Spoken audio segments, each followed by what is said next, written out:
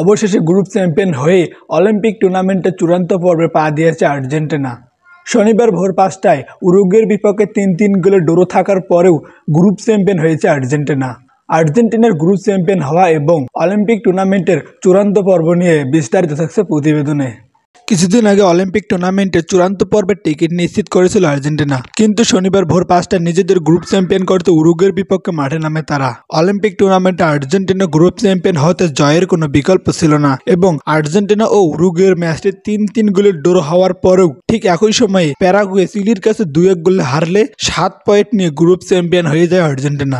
আগামী ৫ ফেব্রুয়ারি থেকে শুরু হবে অলিম্পিক টুর্নামেন্টের চূড়ান্ত পর্বের খেলা। সেখানে সুযোগ পেয়েছে মোট ৪ দল। গ্রুপ এ থেকে সুযোগ পেয়েছে ব্রাজিল ও ভেনেজুয়েলা এবং গ্রুপ বি থেকে জায়গা পেয়েছে আর্জেন্টিনা ও প্যারাগুয়ে। এই চূড়ান্ত পর্বের লড়াইয়ে প্রত্যেকটি দল প্রত্যেক দলের সাথে একবার করে মুখোমুখি হবে এবং গ্রুপের সেরা ২ দল পাবে চলতি বছরের হতে যাওয়া প্যারিস অলিম্পিকের টিকিট।